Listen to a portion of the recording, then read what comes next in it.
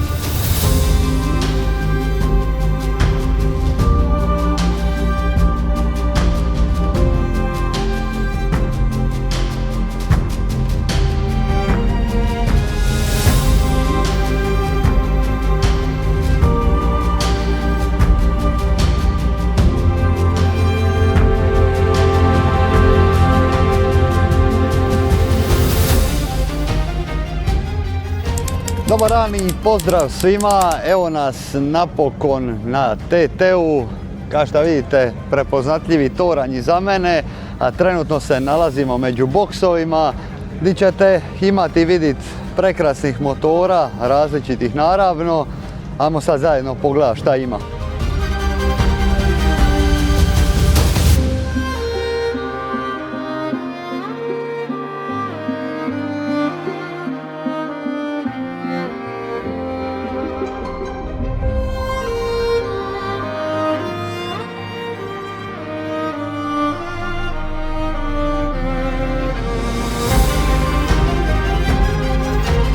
Dakle, trenutno su tehnički pregledi u tijeku, nisu svi završili naravno sa tehničkim pregledima. Ovdje su za razne klase motori Twin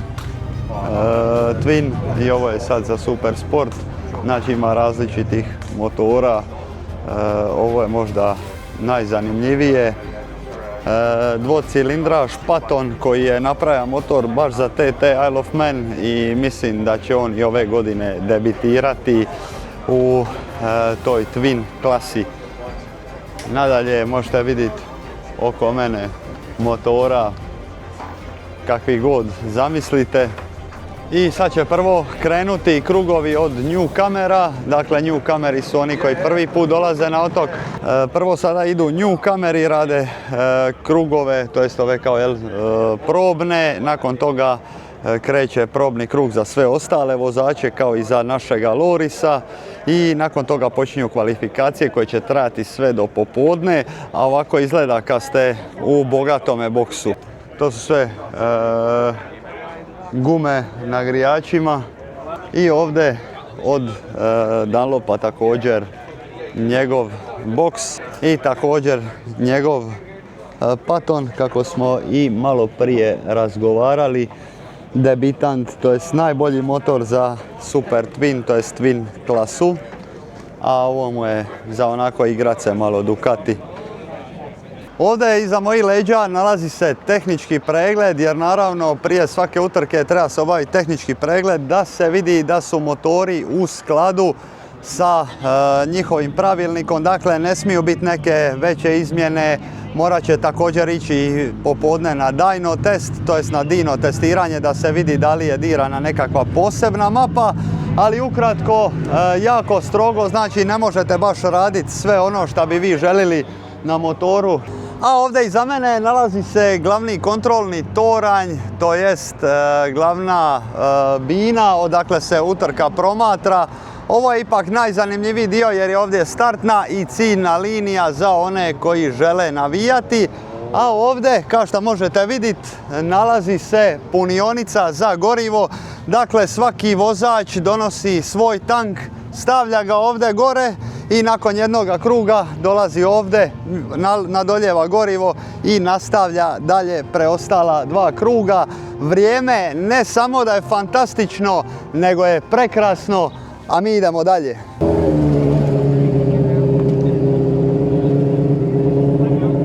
Motori najčešće, ne najčešće nego zapravo uvijek, na ovakvim utrkama koriste isključivo trkaće gorivo kao što je i ovo. Znači to je više od 100 oktana.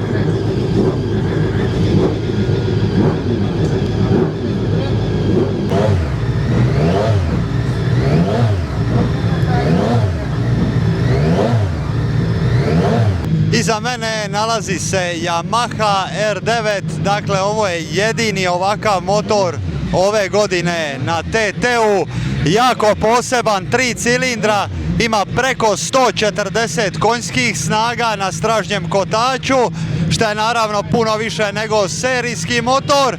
I još jedna bitna stvar, ovo je dakle Jartov, dakle Yamaha Austrian Racing Team, koji je napravio ovaj motor za Lorisa, sve tuninge, tako da kažem, povećavanje konjskih snaga i tako dalje. I ono što je najvažnije i najzanimljivije, što Yamaha R9 može proći samo 2000 km, a motor već ima 200 km. I nakon 2000 km ide revizija, dakle generalka, to jest mora se mašina slagati na novo. A mi se sad spremamo za prvi krug za zagrijavanje i popodne kvalifikacije.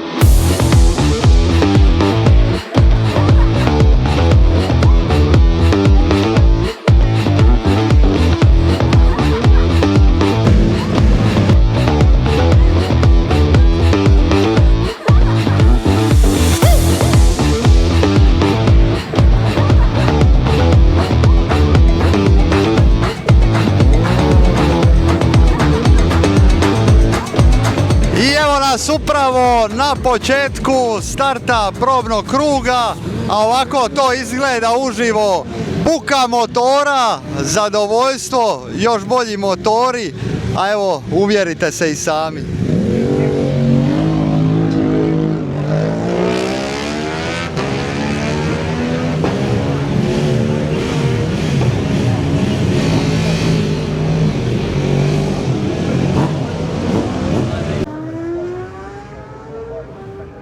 And make the Supersport bike fit for Dean round here?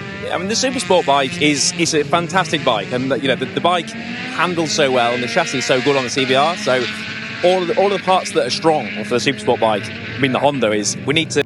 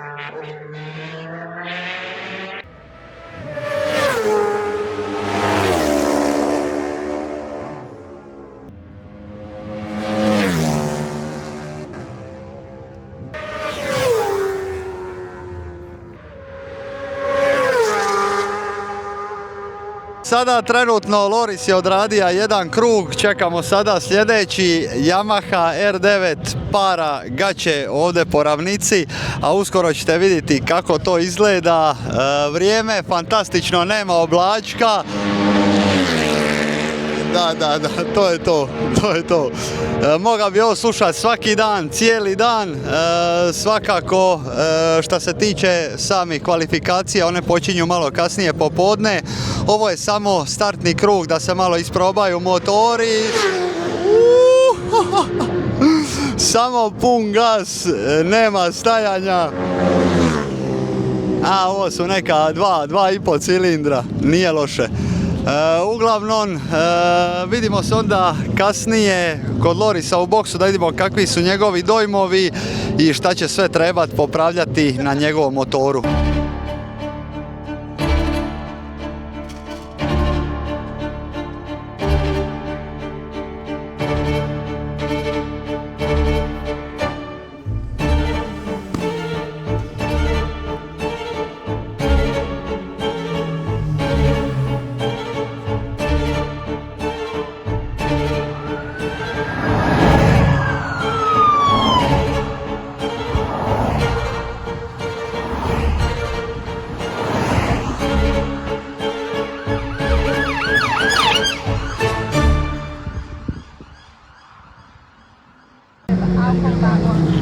Evo i našega Lorisa.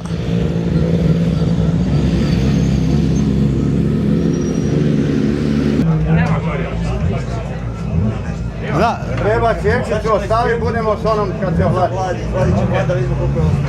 Bok svima, evo nas završili smo prvi free practice. Evo vidite kako motor izgleda. Pun je muha, ali evo jako sam zadovoljan. Jako brz je motor i stabilan i ono, baš sam osmijeh od uha do uha. Nisam se ni umorio, tako da odlično, idemo dalje. 4 sata popodne i nemamo baš dobre vijesti.